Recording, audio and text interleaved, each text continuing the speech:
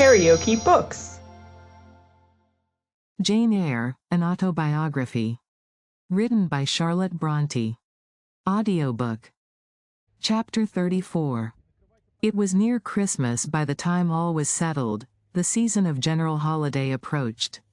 I now closed Morton School, taking care that the parting should not be barren on my side. Good fortune opens the hand as well as the heart wonderfully, and to give somewhat when we have largely received, is but to afford a vent to the unusual abolition of the sensations. I had long felt with pleasure that many of my rustic scholars liked me, and when we parted, that consciousness was confirmed. They manifested their affection plainly and strongly. Deep was my gratification to find I had really a place in their unsophisticated hearts. I promised them that never a week should pass in future that I did not visit them, and give them an hour's teaching in their school. Mr. Rivers came up as, having seen the classes, now numbering 60 girls, file out before me, and locked the door. I stood with the key in my hand, exchanging a few words of special farewell with some half-dozen of my best scholars, as decent, respectable, modest, and well-informed young women as could be found in the ranks of the British peasantry. And that is saying a great deal, for after all, the British peasantry are the best taught, best mannered, most self-respecting of any in Europe. Since those days I have seen paysans and bouwerinnen, and the best of them seemed to me ignorant, coarse, and besotted, compared with my Morton girls. "Do you consider you have got your reward for a season of exertion?" asked Mr. Rivers, when they were gone. "Does not the consciousness of having done some real good in your day and generation give pleasure?" "Doubtless. And you have only toiled a few months. Would not a life devoted to the task of regenerating your race be well spent?" "Yes," I said, "but I could not go on forever so. I want to enjoy my own faculties as well as to cultivate those of other people. I must enjoy them now. Don't recall either my mind or body to the school. I am out of it and disposed for full holiday." He looked grave. "What now? What sudden eagerness is this you evince? What are you going to do?" "To be active as I can. And first I must beg you to set Hannah at liberty and get somebody else to wait on you." "Do you want her?" "Yes, to go with me to Moor House. Diana and Mary will be at home in a week, and I want to have everything in order against their arrival." "I understand. I thought you were for flying off on some excursion." "It is better so. Hannah shall go with you." "Tell her to be ready by tomorrow then, and here is the schoolroom key. I will give you the key of my cottage in the morning." He took it. "You give it up very gleefully," said he. "I don't quite understand your light-heartedness, because I cannot tell what employment you propose to yourself as a substitute for the one you are relinquishing. What aim, what purpose, what ambition in life have you now?" "My first aim will be to clean down. Do you comprehend the full force of the expression? To clean down Moor House from chamber to cellar. My next to rub it up with beeswax, oil, and an indefinite number of cloths, till it glitters again. My third, to arrange every chair, table, bed, carpet, with mathematical precision. Afterwards I shall go near to ruin you in coals and peat to keep up good fires in every room. And lastly, the 2 days preceding that on which your sisters are expected will be devoted by Hannah and me to such a beating of eggs, sorting of currants, grating of spices, compounding of Christmas cakes, chopping up of materials for mince pies, and solemnizing of other culinary rites, as words can convey but an inadequate notion of to the uninitiated like you. My purpose, in short, is to have all things in an absolutely perfect state of readiness for Diana and Mary before next Thursday, and my ambition is to give them a beau ideal of a welcome when they come." Street. John smiled slightly, still he was dissatisfied. "It is all very well for the present," said he, "but seriously, I trust that when the first flush of vivacity is over, you will look a little higher than domestic endearments and household joys." "The best things the world has," I interrupted. "No, Jane, no. This world is not the scene of fruition. Do not attempt to make it so, nor of rest. Do not turn slothful." I mean, on the contrary, to be busy. Jane, I excuse you for the present. 2 months' grace I allow you for the full enjoyment of your new position, and for pleasing yourself with this late-found charm of relationship.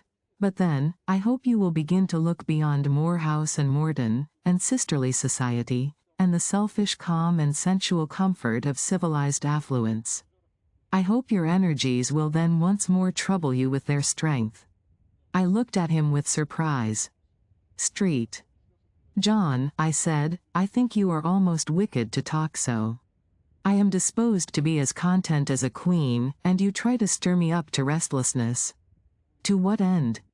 To the end of turning to profit the talents which God has committed to your keeping, and of which he will surely one day demand a strict account. Jane, I shall watch you closely and anxiously, I warn you of that. And try to restrain the disproportionate fervor with which you throw yourself into commonplace home pleasures. Don't cling so tenaciously to ties of the flesh. Save your constancy and ardor for an adequate cause.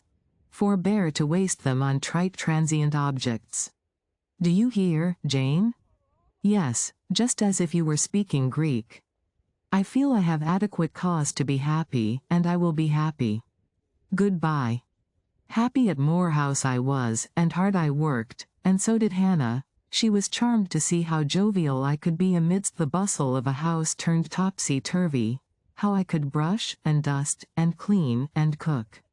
And really, after a day or two of confusion worse confounded, it was delightful by degrees to invoke order from the chaos ourselves had made. I had previously taken a journey to S.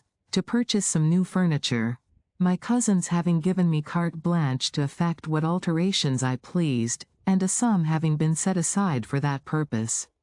The ordinary sitting room and bedrooms I left much as they were, for I knew Diana and Mary would derive more pleasure from seeing again the old homely tables, and chairs, and beds, than from the spectacle of the smartest innovations. Still some novelty was necessary, to give to their return the piquancy with which I wished it to be invested. Dark handsome new carpets and curtains, an arrangement of some carefully selected antique ornaments in porcelain and bronze, new coverings, and mirrors, and dressing cases, for the toilet tables, answered the end. They looked fresh without being glaring. A spare parlor and bedroom I refurnished entirely, with old mahogany and crimson upholstery. I laid canvas on the passage, and carpets on the stairs. When all was finished, I thought Moor House as complete a model of bright modest snugness within, as it was, at this season, a specimen of wintry waste and desert dreariness without. The eventful Thursday at length came. They were expected about dark, and ere dusk fires were lit upstairs and below. The kitchen was in perfect trim. Hannah and I were dressed, and all was in readiness. Street. John arrived first. I had entreated him to keep quite clear of the house till everything was arranged, and, indeed, the bare idea of the commotion, at once sordid and trivial, going on within its walls sufficed to scare him to estrangement. He found me in the kitchen, watching the progress of certain cakes for tea, then baking. Approaching the hearth, he asked if I was at last satisfied with housemaid's work. I answered by inviting him to accompany me on a general inspection of the result of my labors. With some difficulty, I got him to make the tour of the house. He just looked in at the doors I opened, and when he had wandered upstairs and downstairs, he said I must have gone through a great deal of fatigue and trouble to have effected such considerable changes in so short a time. But not a syllable did he utter indicating pleasure in the improved aspect of his abode. This silence damped me. I thought perhaps the alterations had disturbed some old associations he valued. I inquired whether this was the case, no doubt in a somewhat crest-fallen tone. Not at all, he had, on the contrary, remarked that I had scrupulously respected every association. He feared, indeed, I must have bestowed more thought on the matter than it was worth. How many minutes, for instance, had I devoted to studying the arrangement of this very room? By the by, could I tell him where such a book was? I showed him the volume on the shelf. He took it down, and withdrawing to his accustomed window recess, he began to read it. Now, I did not like this, reader. Street. John was a good man, but I began to feel he had spoken truth of himself when he said he was hard and cold. The humanities and amenities of life had no attraction for him, its peaceful enjoyments no charm. Literally, he lived only to aspire, after what was good and great, certainly, but still he would never rest, nor approve of others resting round him. As I looked at his lofty forehead, still and pale as a white stone, at his fine lineaments fixed in study, I comprehended all at once that he would hardly make a good husband, that it would be a trying thing to be his wife. I understood, as by inspiration, the nature of his love for Miss Oliver. I agreed with him that it was but a love of the senses. I comprehended how he should despise himself for the feverish influence it exercised over him, how he should wish to stifle and destroy it, how he should mistrust its ever conducting permanently to his happiness or hers. I saw he was of the material from which nature hews her heroes, Christian and pagan, her lawgivers, her statesmen, her conquerors, a steadfast bulwark for great interests to rest upon, but, at the fireside, too often a cold cumbrous column, gloomy and out of place. This parlor is not his sphere, I reflected. The Himalayan ridge or Caffrey bush, even the plague-cursed Guinea Coast swamp would suit him better. Well may he eschew the calm of domestic life, it is not his element, there his faculties stagnate, they cannot develop or appear to advantage. It is in scenes of strife and danger, where courage is proved, and energy exercised, and fortitude tasked, that he will speak and move, the leader and superior. A merry child would have the advantage of him on this hearth. He is right to choose a missionary's career, I see it now. They are coming. They are coming, cried Hannah, throwing open the parlor door. At the same moment old Carlo barked joyfully. Out I ran. It was now dark, but a rumbling of wheels was audible. Hannah soon had a lantern lit. The vehicle had stopped at the wicket. The driver opened the door. First one well-known form, then another, stepped out. In a minute I had my face under their bonnets, in contact first with Mary's soft cheek, then with Diana's flowing curls. They laughed, kissed me, then Hannah, patted Carlo, who was half wild with delight, asked eagerly if all was well, and being assured in the affirmative, hastened into the house. They were stiff with their long and jolting drive from Whitcross and chilled with the frosty night air, but their pleasant countenances expanded to the cheerful firelight. While the driver and Hannah brought in the boxes, they demanded street. John. At this moment he advanced from the parlor. They both threw their arms round his neck at once. He gave each one quiet kiss, said in a low tone a few words of welcome, stood a while to be talked to, and then, intimating that he supposed they would soon rejoin him in the parlor, withdrew there as to a place of refuge. I had lit their candles to go upstairs, but Diana had first to give hospitable orders respecting the driver. This done, both followed me. They were delighted with the renovation and decorations of their rooms, with the new drapery, and fresh carpets, and rich tinted china vases. They expressed their gratification ungrudgingly. I had the pleasure of feeling that my arrangements met their wishes exactly, and that what I had done added a vivid charm to their joyous return home. Sweet was that evening. My cousins, full of exhilaration, were so eloquent in narrative and comment, that their fluency covered street. John's taciturnity, he was sincerely glad to see his sisters, but in their glow of fervor and flow of joy he could not sympathize. The event of the day, that is, the return of Diana and Mary, pleased him, but the accompaniments of that event, the glad tumult, the garrulous glee of reception irked him. I saw he wished the calmer morrow was come. In the very meridian of the night's enjoyment, about an hour after tea, a rap was heard at the door. Hannah entered with the intimation that a poor lad was come, at that unlikely time, to fetch Mr. Rivers to see his mother, who was drawing away. Where does she live, Hannah? Clear up at Whitcross Brow, almost 4 miles off, and moor and moss all the way. Tell him I will go. I'm sure, sir, you had better not. It's the worst road to travel after dark that can be. There's no track at all over the bog.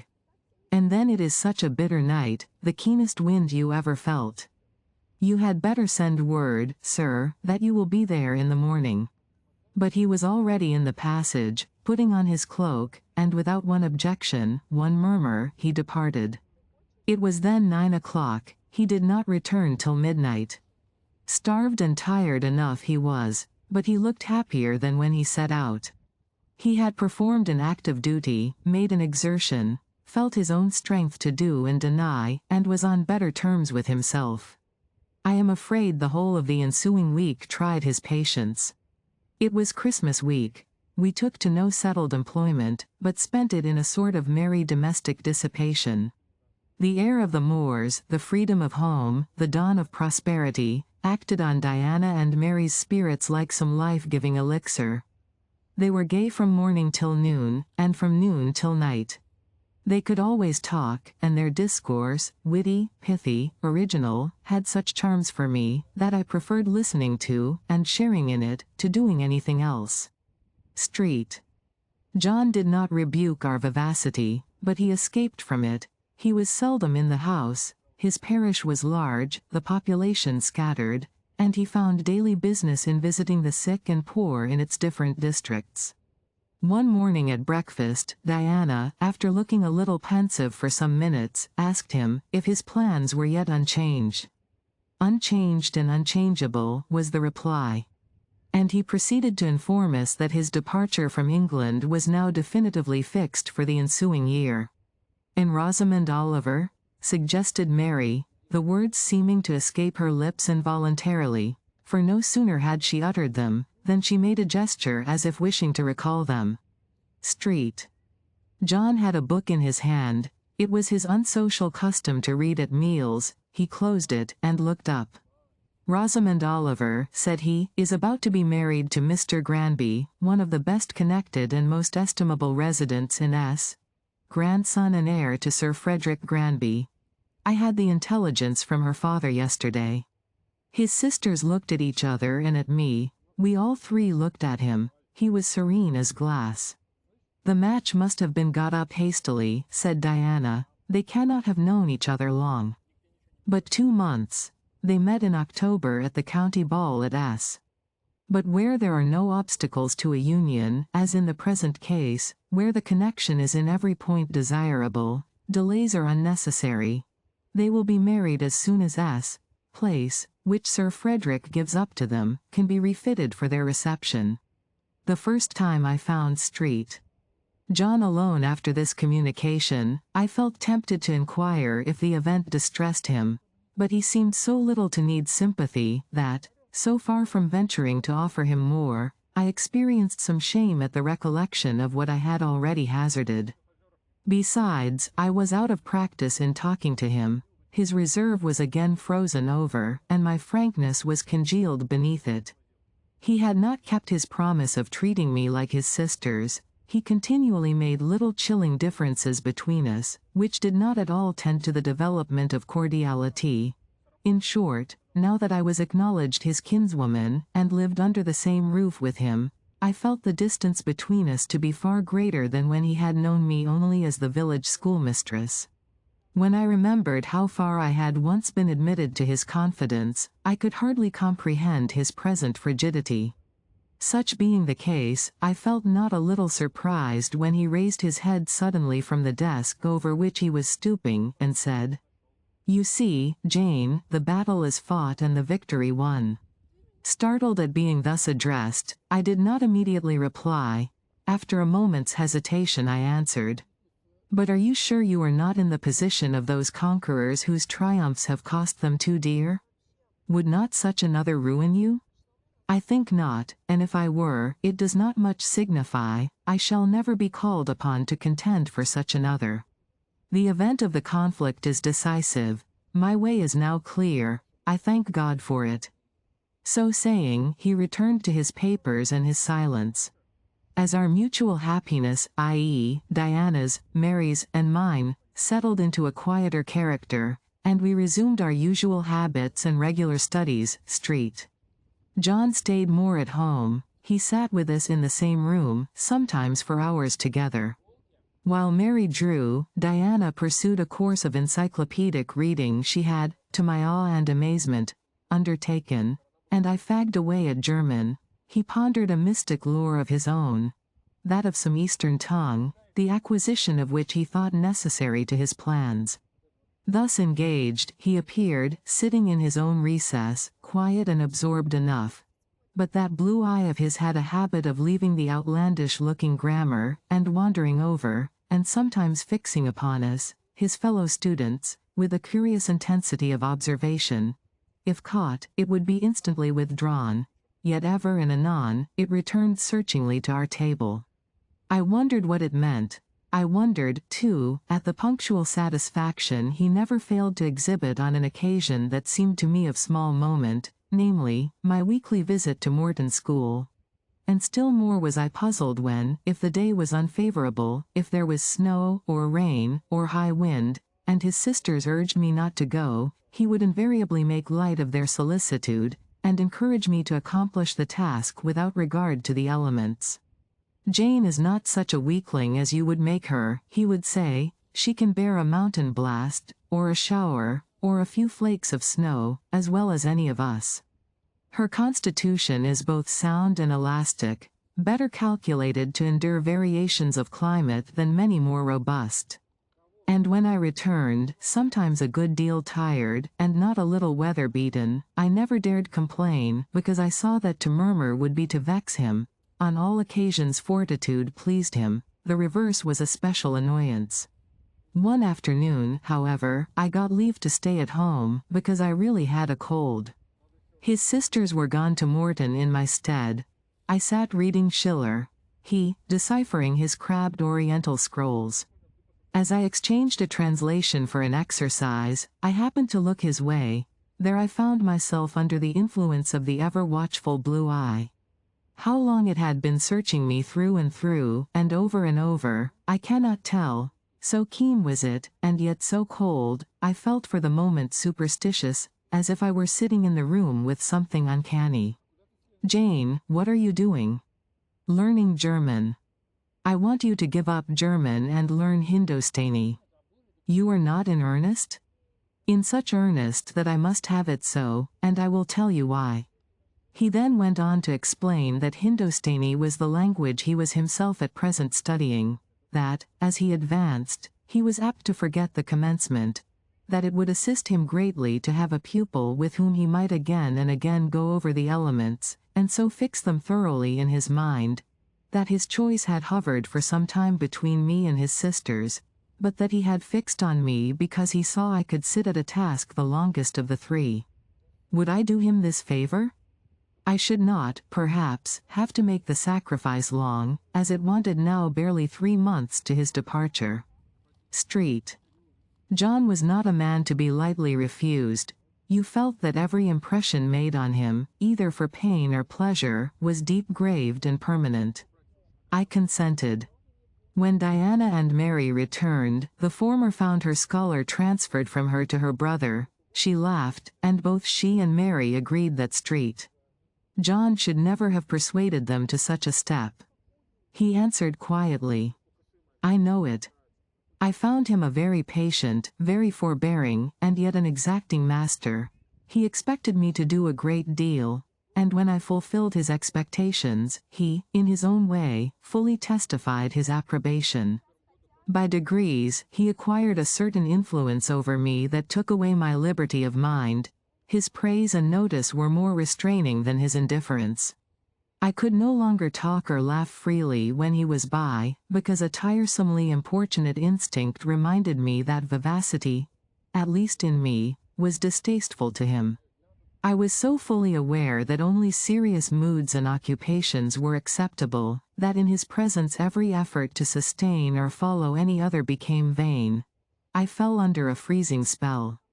When he said, "Go," I went, "Come," I came, "Do this," I did it. But I did not love my servitude. I wished, many a time, he had continued to neglect me. One evening when, at bedtime, his sisters and I stood round him, bidding him good night, he kissed each of them, as was his custom, and, as was equally his custom, he gave me his hand. Diana, who chanced to be in a frolicsome humor, she was not painfully controlled by his will, for hers, in another way, was as strong, exclaimed. Street. John. You used to call Jane your third sister, but you don't treat her as such. You should kiss her too. She pushed me towards him. I thought Diana very provoking, and felt uncomfortably confused, and while I was thus thinking and feeling, Street. John bent his head, his Greek face was brought to a level with mine, his eyes questioned my eyes piercingly, he kissed me. There are no such things as marble kisses or ice kisses, or I should say my ecclesiastical cousin's salute belonged to one of these classes. But there may be experiment kisses, and his was an experiment kiss. When given, he viewed me to learn the result. It was not striking. I am sure I did not blush.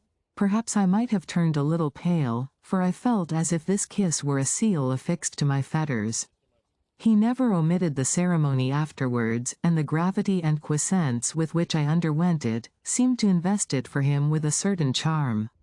As for me, I daily wished more to please him, but to do so, I felt daily more and more that I must disown half my nature, stifle half my faculties, wrest my tastes from their original bent, force myself to the adoption of pursuits for which I had no natural vocation. He wanted to train me to an elevation I could never reach. It racked me hourly to aspire to the standard he uplifted.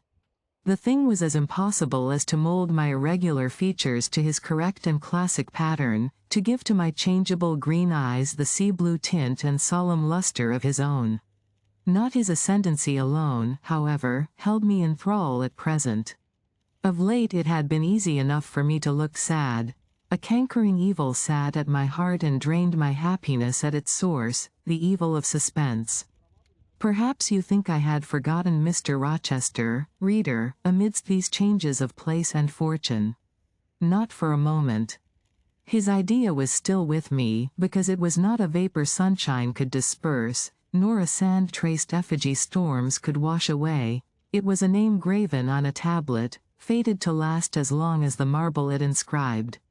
The craving to know what had become of him followed me everywhere. When I was at Morton, I re-entered my cottage every evening to think of that. And now at Moor House, I sought my bedroom each night to brood over it. In the course of my necessary correspondence with Mr. Briggs about the will, I had inquired if he knew anything of Mr. Rochester's present residence and state of health, but, as St. John had conjectured, he was quite ignorant of all concerning him. I then wrote to Mrs. Fairfax, entreating information on the subject. I had calculated with certainty on this step answering my end. I felt sure it would elicit an early answer. I was astonished when a fortnight passed without reply, but when 2 months wore away, and day after day the post arrived and brought nothing for me, I fell a prey to the keenest anxiety. I wrote again. There was a chance of my first letter having missed. Renewed hope followed renewed effort.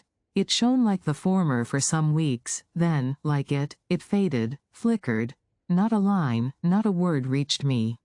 When half a year wasted in vain expectancy, my hope died out, and then I felt dark indeed. A fine spring shone round me, which I could not enjoy. Summer approached. Diana tried to cheer me. She said I looked ill, and wished to accompany me to the seaside. This street. John opposed. He said I did not want dissipation, I wanted employment, my present life was too purposeless, I required an aim, and, I suppose, by way of supplying deficiencies, he prolonged still further my lessons in Hindustani, and grew more urgent in requiring their accomplishment. And I, like a fool, never thought of resisting him. I could not resist him. One day I had come to my studies in lower spirits than usual. The ebb was occasioned by a poignantly felt disappointment.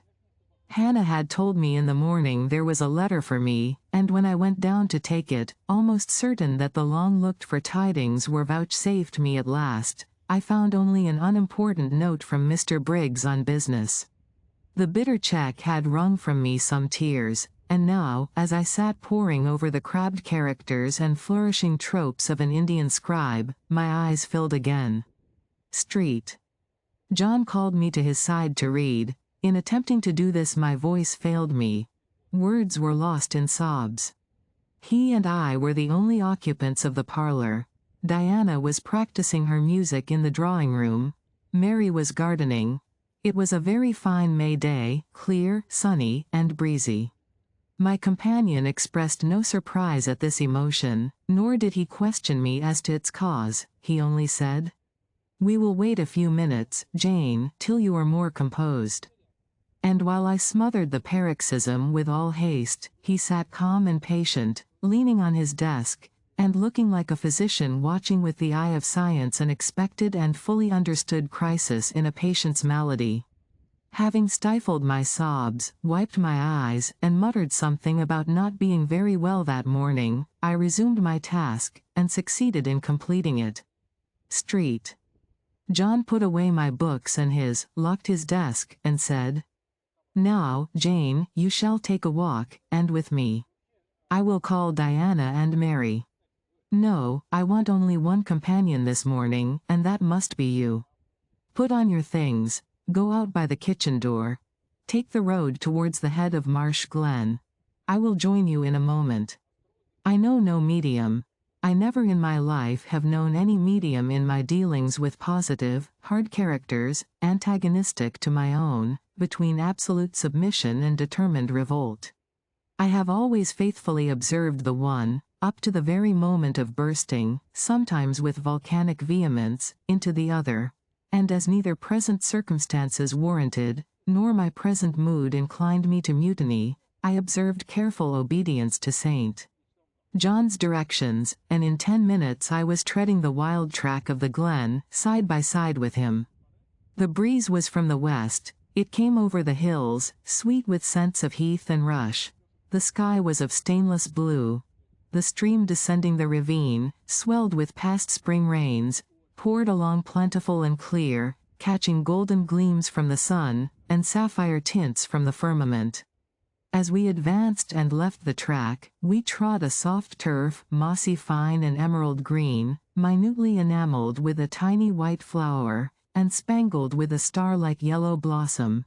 The hills, meantime, shut us quite in, for the glen, towards its head, wound to their very core. "Let us rest here," said Street.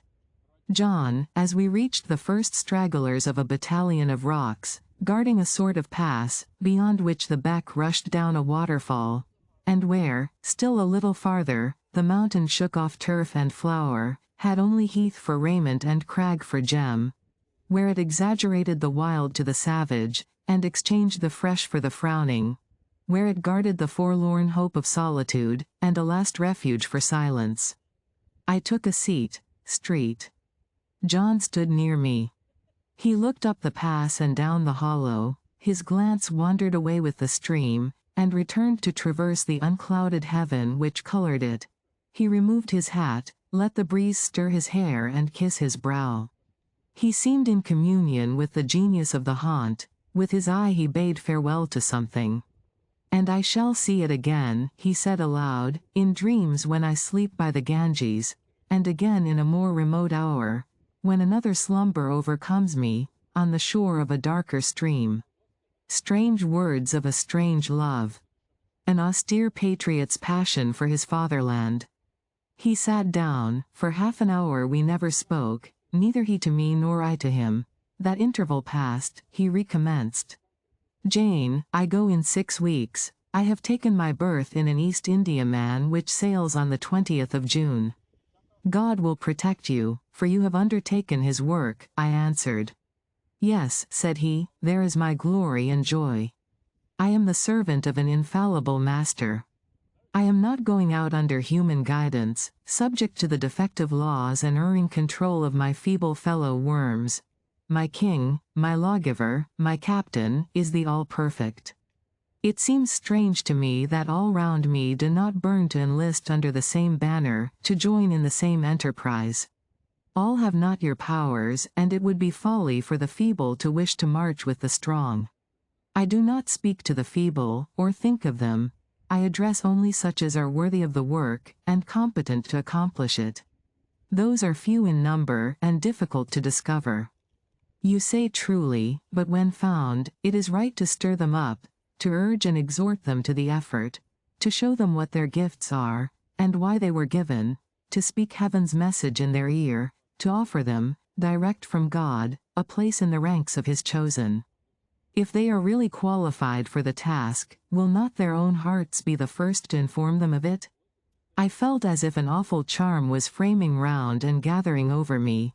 I trembled to hear some fatal words spoken which would at once declare and rivet the spell. "And what does your heart say?" demanded Street. John.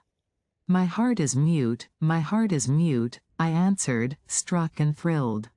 "Then I must speak for it," continued the deep, relentless voice.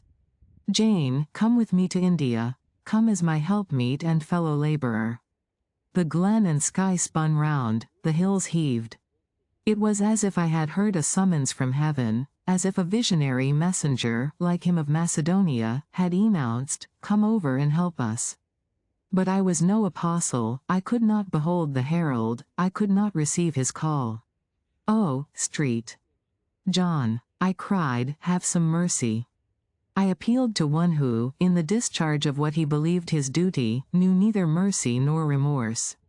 He continued, "God and nature intended you for a missionary's wife.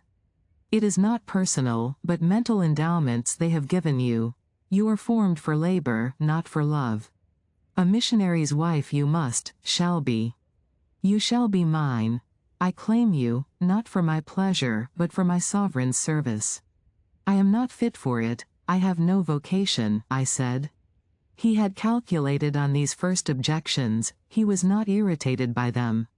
Indeed, as he leaned back against the crag behind him, folded his arms on his chest, and fixed his countenance, I saw he was prepared for a long and trying opposition, and had taken in a stock of patience to last him to its close, resolved, however, that that close should be conquest for him. "Humility, Jane," said he, "is the groundwork of Christian virtues. You say right that you are not fit for the work.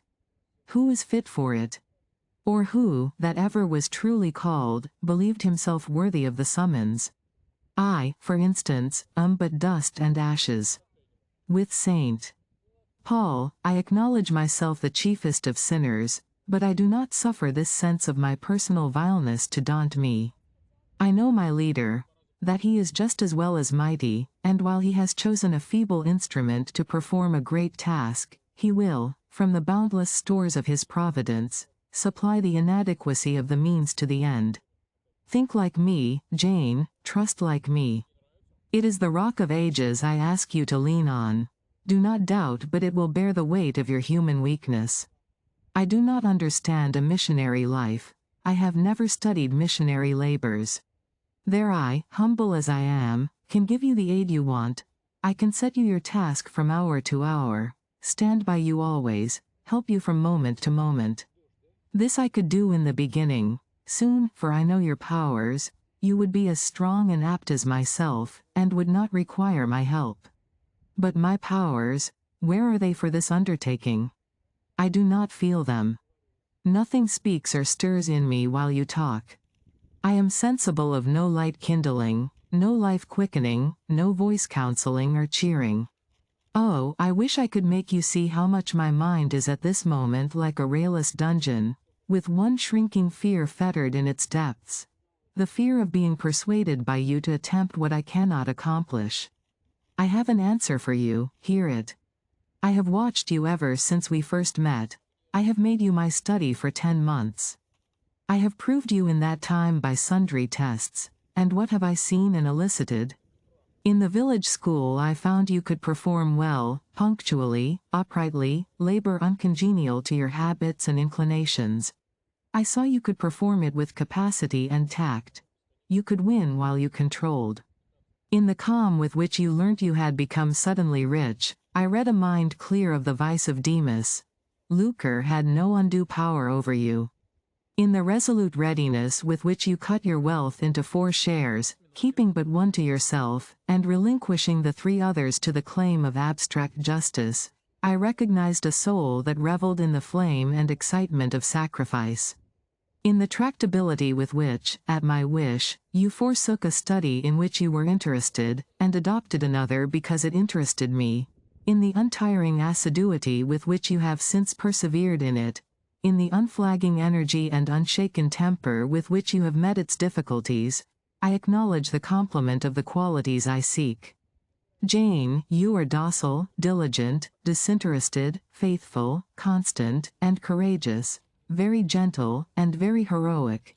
Cease to mistrust yourself. I can trust you unreservedly. As a conductress of Indian schools, and a helper amongst Indian women, your assistance will be to me invaluable. My iron shroud contracted round me, persuasion advanced with slow sure step. Shut my eyes as I would, these last words of his succeeded in making the way, which had seemed blocked up, comparatively clear. My work, which had appeared so vague, so hopelessly diffuse, condensed itself as he proceeded, and assumed a definite form under his shaping hand. He waited for an answer. I demanded a quarter of an hour to think, before I again hazarded a reply. Very willingly, he rejoined, and rising, he strode a little distance up the pass, threw himself down on a swell of heath, and there lay still. I can do what he wants me to do. I am forced to see and acknowledge that, I meditated, that is, if life be spared me. But I feel mine is not the existence to be long protracted under an Indian sun. What then? He does not care for that. When my time came to die, he would resign me, in all serenity and sanctity, to the God who gave me. The case is very plain before me. In leaving England, I should leave a loved but empty land. Mr. Rochester is not there, and if he were, what can that ever be to me? My business is to live without him now, nothing so absurd, so weak as to drag on from day to day, as if I were waiting some impossible change in circumstances, which might reunite me to him. Of course, as St. John once said, I must seek another interest in life to replace the one lost. Is not the occupation he now offers me truly the most glorious man can adopt or God assign? Is it not, by its noble cares and sublime results, the one best calculated to fill the void left by upturned affections and demolished hopes? I believe I must say, yes, and yet I shudder. Alas! If I join Street, John, I abandon half myself. If I go to India, I go to premature death. And how will the interval between leaving England for India and India for the grave be filled? Oh, I know well. That, too, is very clear to my vision. By straining to satisfy Street, John till my sinews ache, I shall satisfy him, to the finest central point and farthest outward circle of his expectations. If I do go with him, if I do make the sacrifice he urges, I will make it absolutely. I will throw all on the altar, heart, vitals, the entire victim. He will never love me, but he shall approve me. I will show him energies he has not yet seen, resources he has never suspected. Yes, I can work as hard as he can, and with as little grudging. Consent, then, to his demand is possible, but for one item, one dreadful item. It is, that he asks me to be his wife, and has no more of a husband's heart for me than that frowning giant of a rock, down which the stream is foaming in yonder gorge. He prizes me as a soldier would a good weapon, and that is all. Unmarried to him, this would never grieve me, but can I let him complete his calculations, coolly put into practice his plans, go through the wedding ceremony? Can I receive from him the bridal ring, endure all the forms of love, which I doubt not he would scrupulously observe, and know that the spirit was quite absent? Can I bear the consciousness that every endearment he bestows is a sacrifice made on principle? No, such a martyrdom would be monstrous. I will never undergo it. As his sister, I might accompany him, not as his wife. I will tell him so. I looked towards the knoll. There he lay, still as a prostrate column, his face turned to me, his eye beaming watchful and keen. He started to his feet and approached me. I am ready to go to India if I may go free. Your answer requires a commentary, he said, it is not clear. You have hitherto been my adopted brother, I, your adopted sister. Let us continue as such. You and I had better not marry. He shook his head. Adopted fraternity will not do in this case. If you were my real sister it would be different. I should take you and seek no wife. But as it is, either our union must be consecrated and sealed by marriage, or it cannot exist. Practical obstacles oppose themselves to any other plan. Do you not see it, Jane? Consider a moment, your strong sense will guide you. I did consider, and still my sense, such as it was, directed me only to the fact that we did not love each other as man and wife should, and therefore it inferred we ought not to marry. I said so. Street. John, I returned, I regard you as a brother, you, me as a sister, so let us continue. We cannot, he answered, with short, sharp determination. It would not do. You have said you will go with me to India. Remember, you have said that? Conditionally. Well. To the main point, the departure with me from England, the cooperation with me in my future labors, you do not object. You have already as good as put your hand to the plough. You are too consistent to withdraw it. You have but one end to keep in view, how the work you have undertaken can best be done. Simplify your complicated interests, feelings, thoughts, wishes, aims, merge all considerations in one purpose, that of fulfilling with effect, with power, the mission of your great master. To do so, you must have a coadjutor, not a brother, that is a loose tie, but a husband. I, too, do not want a sister. A sister might any day be taken from me. I want a wife, the sole helpmeet I can influence efficiently in life, and retain absolutely till death. I shuddered as he spoke. I felt his influence in my marrow, his hold on my limbs. Seek one elsewhere than in me, Street. John. Seek one fitted to you. One fitted to my purpose, you mean, fitted to my vocation. Again I tell you it is not the insignificant private individual, the mere man, with the man's selfish senses, I wish to mate, it is the missionary. And I will give the missionary my energies, it is all he wants, but not myself. That would be only adding the husk and shell to the kernel. For them he has no use, I retain them. You cannot, you ought not. Do you think God will be satisfied with half an oblation? Will he accept a mutilated sacrifice? It is the cause of God I advocate, it is under his standard I enlist you. I cannot accept on his behalf a divided allegiance, it must be entire. Oh. I will give my heart to God, I said. You do not want it. I will not swear, reader, that there was not something of repressed sarcasm both in the tone in which I uttered this sentence, and in the feeling that accompanied it. I had silently feared Street. John till now, because I had not understood him.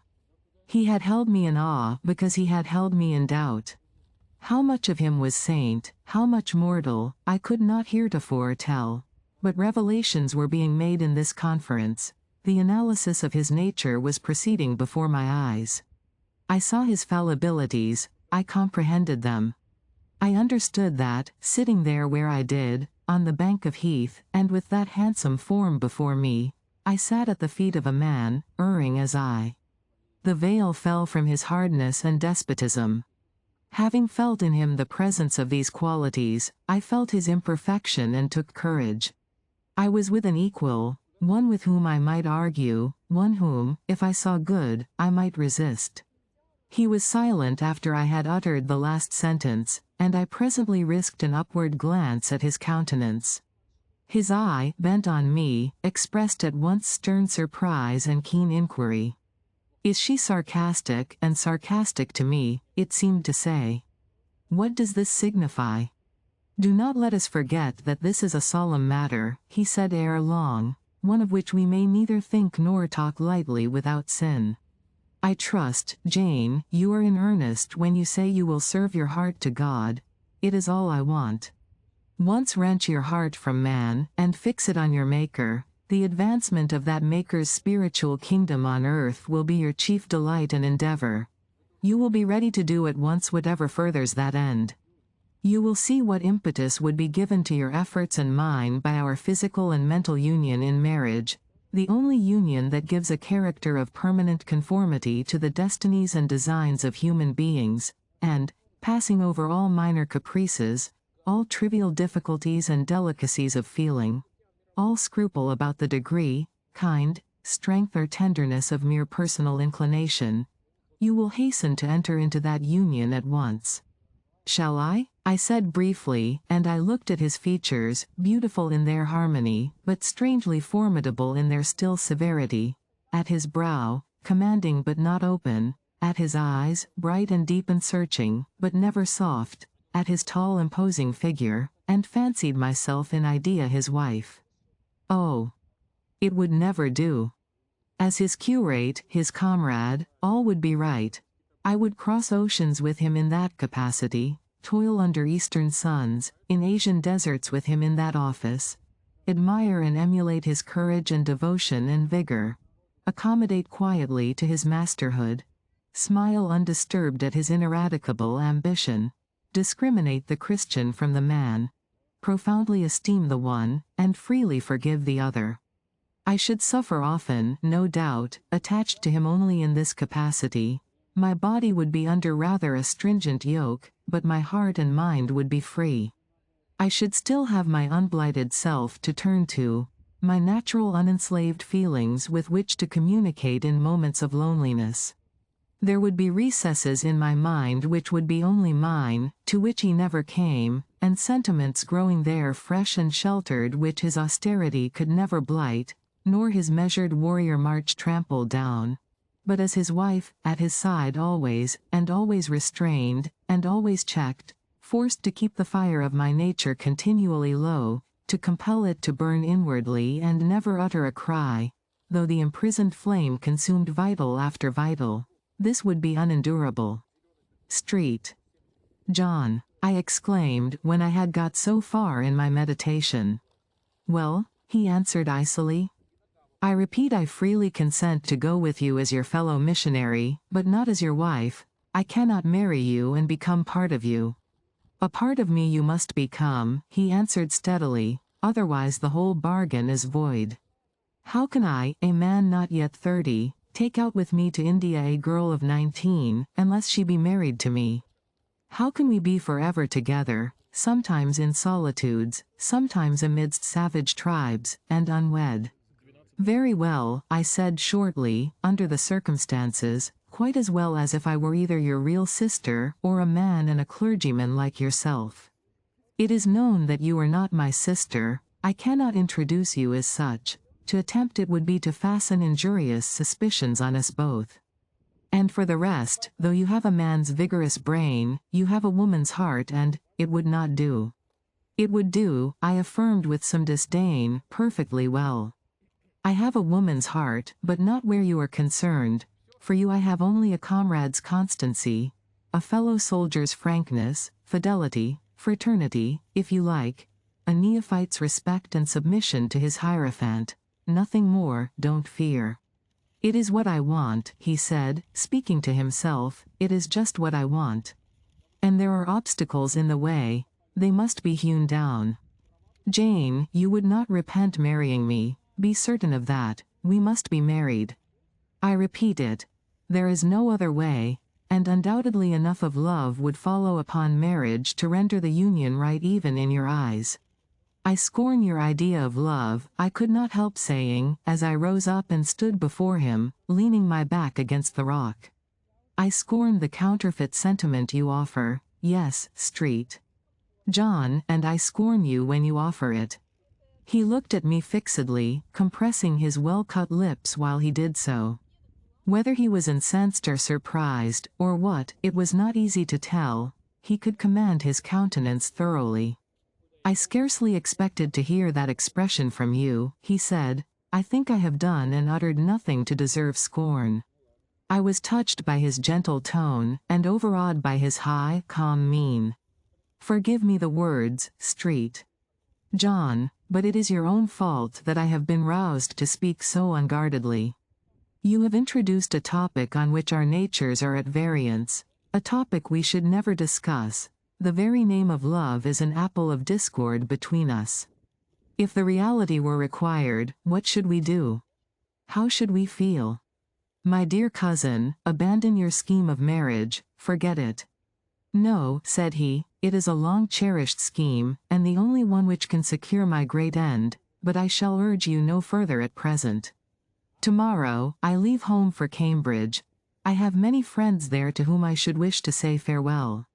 I shall be absent a fortnight. Take that space of time to consider my offer, and do not forget that if you reject it, it is not me you deny, but God. Through my means, he opens to you a noble career. As my wife only can you enter upon it. Refuse to be my wife, and you limit yourself forever to a track of selfish ease and barren obscurity. Tremble lest in that case you should be numbered with those who have denied the faith, and are worse than infidels." He had done. Turning from me, he once more looked to river, looked to hill. But this time his feelings were all pent in his heart. I was not worthy to hear them uttered. As I walked by his side homeward, I read well in his iron silence all he felt towards me, the disappointment of an austere and despotic nature, which has met resistance where it expected submission, the disapprobation of a cool, inflexible judgment, which has detected in another feelings and views in which it has no power to sympathize. In short, as a man, he would have wished to coerce me into obedience. It was only as a sincere Christian he bore so patiently with my perversity, and allowed so long a space for reflection and repentance.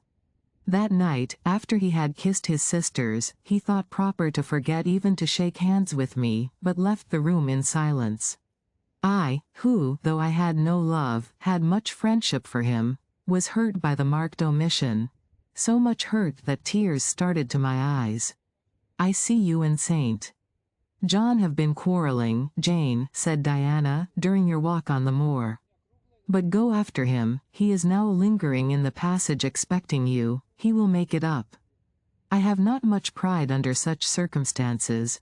I would always rather be happy than dignified, and I ran after him. He stood at the foot of the stairs. "Good night, Street." "John," said I. "Good night, Jane," he replied calmly. "Then shake hands," I added. What a cold, loose touch he impressed on my fingers. He was deeply displeased by what had occurred that day. Cordiality would not warm, nor tears move him. No happy reconciliation was to be had with him, no cheering smile or generous word, but still the Christian was patient and placid, and when I asked him if he forgave me, he answered that he was not in the habit of cherishing the remembrance of vexation, that he had nothing to forgive, not having been offended. And with that answer he left me. I would much rather he had knocked me down. If you liked what you heard, please subscribe to the channel.